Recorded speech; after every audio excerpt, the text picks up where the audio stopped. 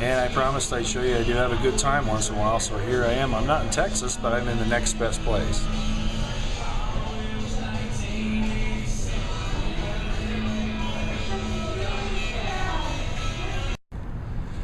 Hello everybody, hey, it's March 6, 2016, and I thought I'd better make a couple of corrections from my video yesterday, The Storm Gathers. First correction is, of course, the USS Harry Truman is an aircraft carrier. It is not a submarine, and that was really the point of having all of those aircraft carriers lined up in Norfolk. So yes, the USS Harry Truman should have been referred to as an aircraft carrier. It'd be kind of hard to be a submarine the way it's built.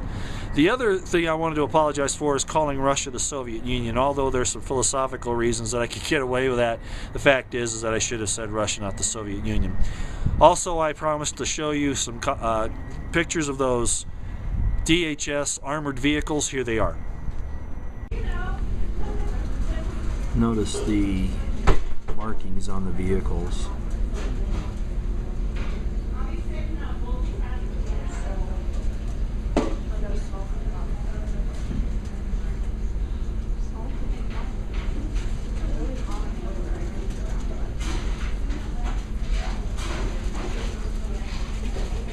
Security right there.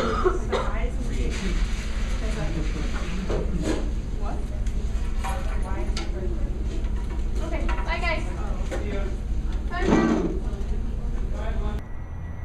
Okay, talking about DHS, remember they said when the sequestration started that they had to let 2,000 illegal aliens out of the detention facilities. And then, just the other day, they said that they're going to release 5,000 more. And yet, DHS is building hundreds of what they call, I don't buy this, and I'll tell you why in a minute, they're building hundreds of what they call illegal alien detention facilities across the country. Well, first of all, they just let about 7,000 illegal aliens go. Most of those people are just probably here looking for work. But amongst them, a good number are hardened criminals, dangerous people. Now they've unleashed those people on the American society. The other side of it about these detention facilities is that if they're letting these illegal aliens go, who's going to go into the detention facilities? And here's the other thing. The budget, is still allowing those things to be built. With the big push on immigration reform, if that's successful, why would you need the illegal alien detention facilities? Do you see where I'm going with this? Now, I'm not saying that I like the way that immigration reform is going in the U.S., because it's not going to work. It's going to destroy, it's going to bring the whole thing down. Now, people say you're an alarmist or whatever, but I've been called that for a long time. All you got to do is look at the numbers. So look at California, and you'll be told that. Yeah, we should help people. Well, you need to make sure you take care of your own first. How would your wife feel, or your husband, if you had some neighbors that were poor and you gave them so much that you couldn't survive the next day, or the next week, or the next month? Sacrifice means doing what you can, not ripping everybody off for the sake of, somebody else. Everybody's got to take care of themselves to some extent. Now, we created this mess over in Mexico. If you saw my Borders documentary, you'd understand some of that. You had Fast and Furious and all these things that are causing the destabilization of Mexico. The American Union, is that what this is for? Is to force that? Well, anyway, as so often I got off track.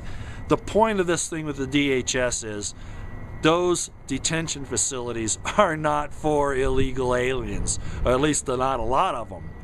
Those detention facilities, like the one over in Denver, if you saw that here a while back, it was on television. Mainstream news was talking about it, asking what it was for. Then Jesse Ventura tried to do a program on DHS, and the network would not allow him to air that.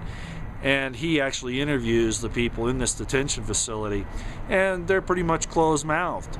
And yet you can tell that it's for families behind barbed wire with the top guard pointing inward, which would mean it's keeping people in, not for keeping people out for the protection of the kids. That was baloney. So we've got a problem here. These detention facilities, despite the fact that they're letting illegal aliens go by the thousands, immigration reform is just about done. I mean, as a matter of administration policy, they hardly enforce it. And now they're going to continue with these detention facilities, and guess who's going to go in there? I wonder. Now, the last thing I want to talk about, and I'll let you go, you know, I really have a lot of respect for Ron Paul and Rand Paul. Rand Paul ran into a little difficulty when he was running, and also after he got into office, trying to play politics. And you know, whether or not you like what he did, and I think that's for another discussion. I want to talk about what he's doing right now. He's filibustering right now. I'm talking to you as he is filibustering in the Senate over the Brennan CIA nomination. And rightly so. Brennan was the one who signed off on the torture. You know, we were supposed to abide by the Geneva Convention. The United States went out and tortured people under Bush's authority. He's the one that actually signed off on it. You know, now, however you feel about the Republicans and George Bush, he committed a war crime, and I don't, you know, we can argue about that, but that's just a plain fact. All right, but I'm not going to go there right now. I still want to talk about Rand Paul. So he's out there filibustering, and he's pointing out that the administration yesterday said that President Obama has the right to assassinate Americans on American soil, okay, by those drones. And he's filibustering to say this is wrong. He talks about, you need to go read what he's saying here. Don't go on to CNBC or C-SPAN, I mean, you could. I don't know if you get the recording there. Go look at the text of what he's saying in some of the newspapers or maybe some of the alternative news. He's talking about we have to get back to the Constitution. You don't want to be killing Americans while they're sitting down eating dinner over the fact that they disagree with our policy, with administration policy that is now being considered under the Espionage Act of 1914, I think it was, somewhere back in there, that, you know, you talk bad about the war program or the war effort, and you're considered an espionage agent, and you can be thrown in jail. You know, that's wrong anyway, because you should have the right to be a dissident on anything that this government does. And you know what? When there is a civil uprising or a civil disrespect for what the government's doing, the people are speaking. If they're a small minority, or if there are a lot of people, it doesn't make any difference. You don't throw them in jail. That dialogue needs to be heard. So anyway, don't think that they're just going after some, you know, Arab guy that's here and has some ties to an organization that has ties to another organization. Then that's bad enough. Americans, by law, the supreme law of the land is the Constitution. They have a right to due process if they are to be charged with a criminal act. And that includes treason. If they do what the administration says that they're doing, that under the Constitution is treason. And there are ways in the Constitution to deal with that. And what is it? Due process. All right? A trial by a jury of your peers with at least 2 witnesses against you. Not some drone firing at you that you never see coming and you can't defend yourself against. These things are wrong, and you can tell I'm really upset about this. It's because there is an evil. You know, I've been real careful about where I've gone with this, but now I'm just going to say it. Our government is the evil empire, and we have an evil tyrant at the head of this government right now. And he might just be a puppet, but he's still an evil man, and I'll say it to your face, Obama. You're an evil man, and it has nothing to do with race. When I was in the military, I had good soldiers, both subordinates and superiors, that were a full black man. And I'll tell you what, I respect them to this day. But you, no, I know your agenda. And all those around you and what you're doing. Tucson, Arizona. Go look it up, folks. The city council, in secret, Oh, it was on the docket. It was on the agenda. But none of the citizens were allowed in the meeting. And you know what they did? This was February 20th, I believe. It's taken this long to find out that this happened. They ceded their authority to the commander of Mothan Air Force Base. In other words, they gave the federal government, the military, martial law power over the city of Tucson. That's one example. I wonder how many other cities have done this around the country where there are major military bases and posts. This might be a pandemic of traitorous, treasonous conduct. No, you're evil. And I'm done with it. You're evil. Your entire structure is evil. Your friends in London in the banking industry are evil. CFR, the Bilderberg Group, we always get locked into the names of these groups, and I really don't care. The problem is here at home. Our Congress is not holding your feet to the fire because they're in bed with you. And you killed Breitbart because he had some information on you about your communist activities when you were younger. Yeah, you've already assassinated Americans. All right, I lost my temper. But it's time that the Americans stand up and start calling it like it is. This isn't a game anymore. This isn't just politics. Ladies and gentlemen, we're in the process of deciding life and death for us and our children right now.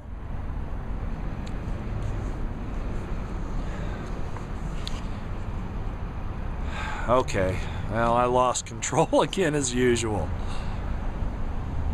Wake up. Tell your leaders that they're stinking, rotten traitors and criminals, and you're coming after them, however they want to take it. Vote them out of office, recall them, picket them, demonstrate. Obama doesn't want to hear anything against his ideas, his plan. So he signed an executive order. Actually, it was a congressional bill, I apologize. And here we go with Congress giving it to him again, where he gets lifetime Secret Service protection, number one. Number two, that you can't demonstrate within, it's several hundred yards of anybody that the Secret Service is guarding. If you do, you can be arrested for a felony. Ladies and gentlemen, they're not that important that they be protected in their positions. They need to hear the voice of the people, and they can't do it having the demonstrators 200, 300, 400 half a mile away from them. Obama disarmed the Marine Guard during the inaugural parade. You gotta be kidding me. He took the bolts out of the M14s. He's afraid of his own military? This is unbelievable. Oh yeah. He's going to protect himself. He's going to protect his family. Have the Secret Service do it for his life and the life of his family. But he doesn't want you to have a gun to protect yourself. Okay, well, I got off track here again. You're evil, Obama. You deserve to be brought up on impeachment, tried, and then God help your soul. In your face. Americans, rise up and get in the face of these dirty politicians that grease their own palms. They can insider trade with impunity. They get to keep their assault weapons, but not you. They don't have to enter into Obamacare. You do.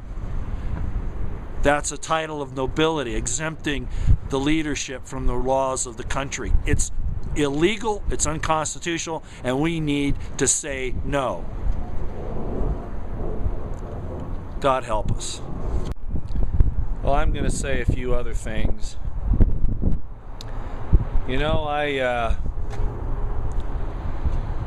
Having just eaten that dinner, reminds me of how we got domesticated animals.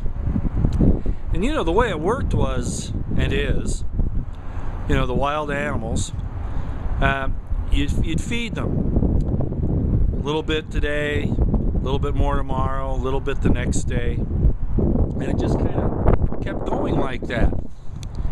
Until finally, the animal stayed around because you were giving it something to eat, taking care of it, keeping it warm, whatever. So it lost its ability to be wild. We could probably return to it, but it wouldn't be easy. When you take free things from the state, don't think that it isn't coming down from the people at the top for the same reason. They want to domesticate you. They don't want you to be free, wild, dreaming of things that they don't want you dreaming about. They want you under their thumb. They want you to be a domesticated animal. At first I thought maybe I would say some things about the people that voted for Obama, but sometimes you just have to have the experience to wake up yourself. And it's not going to be a bed of roses here, ladies and gentlemen. Unfortunately, it's going to affect all of us. And that brings me to the point about me in particular. I need to do a video on my background, and I plan on doing that. Not in too much depth, but a little bit so that you'll know where I'm coming from.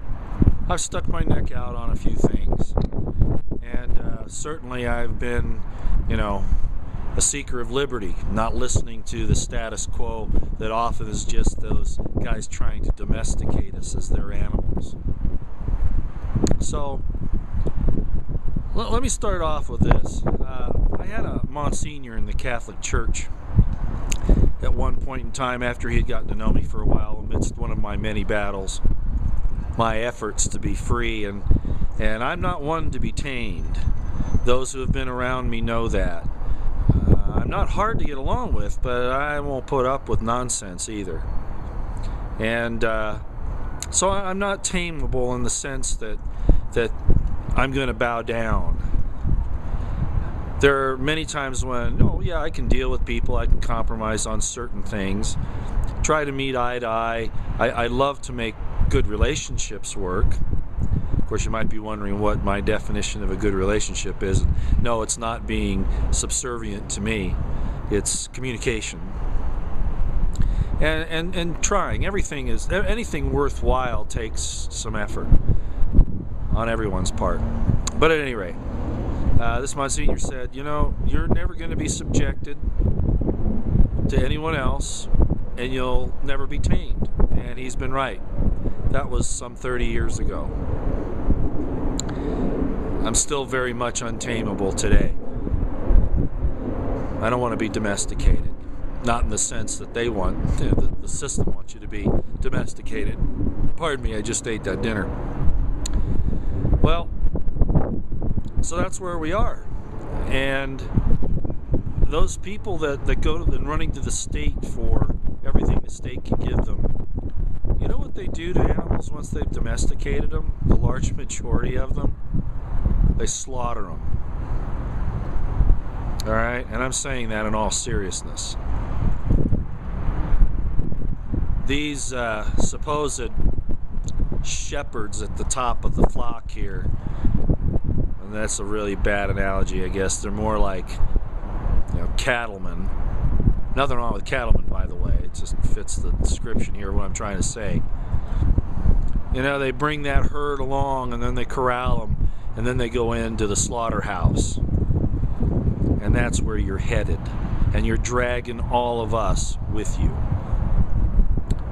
So, ladies and gentlemen, those who are like me, will want to be left alone, live your life in freedom and liberty, not be domesticated, you're just going to have to take the step out. I said it in one of my other videos, you're just going to have to come out of Babylon, you're just going to have to get out of it. Demand it. It's going to fall anyway, and when it falls, you don't want to go with it.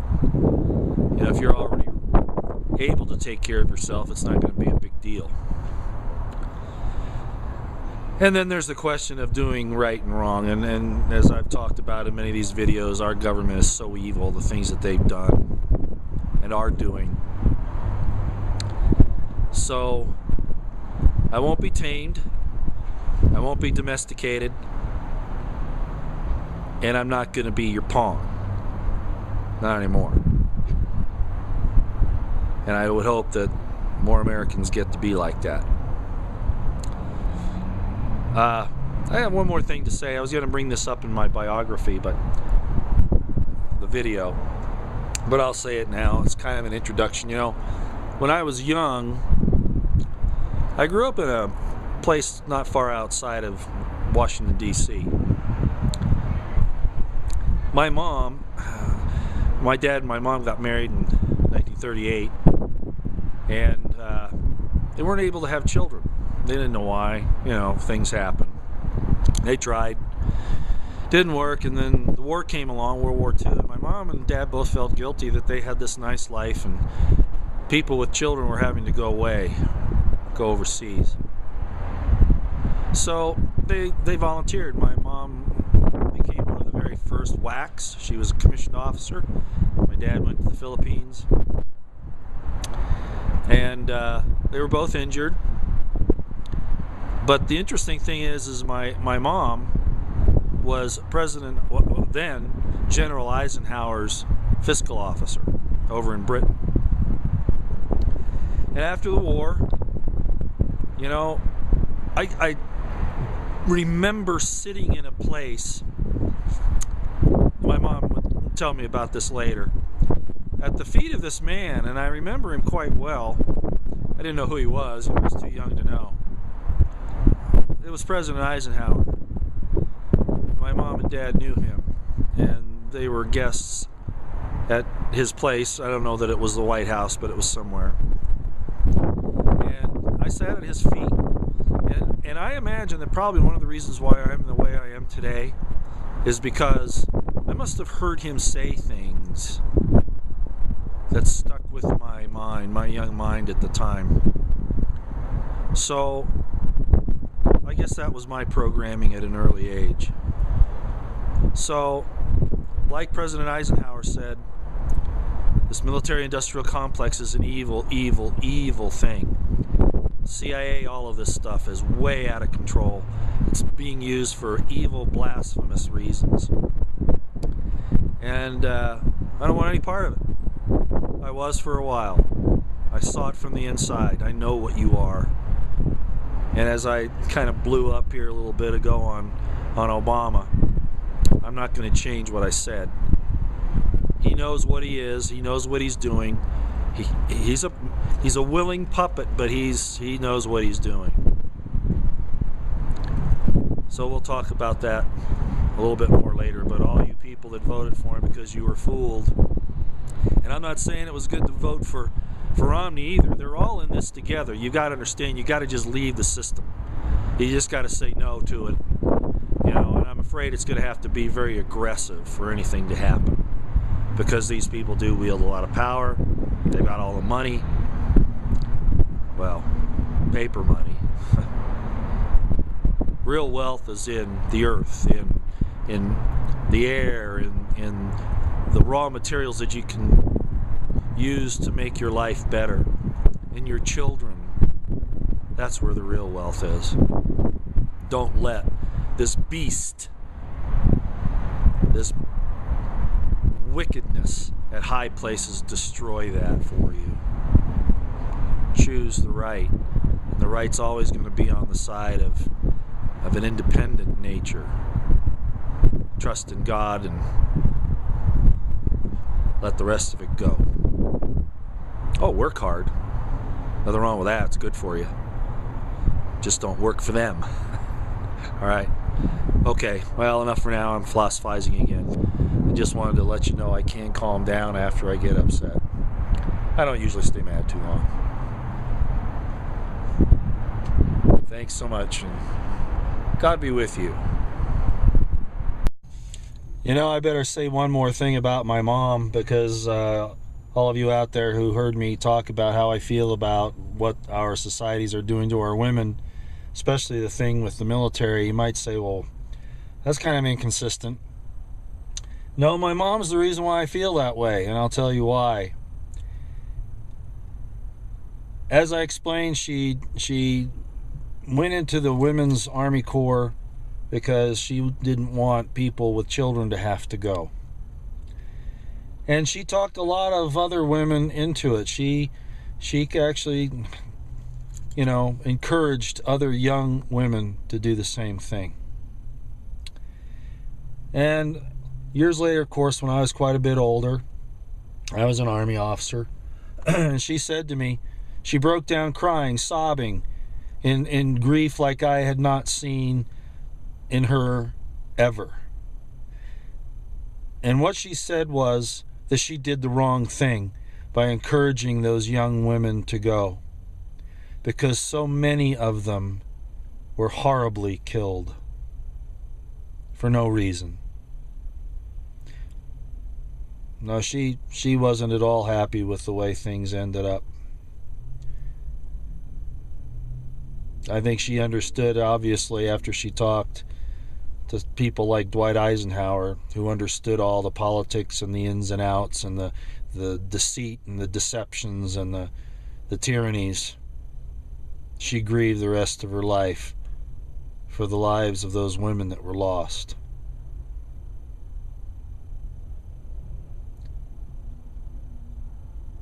I'll just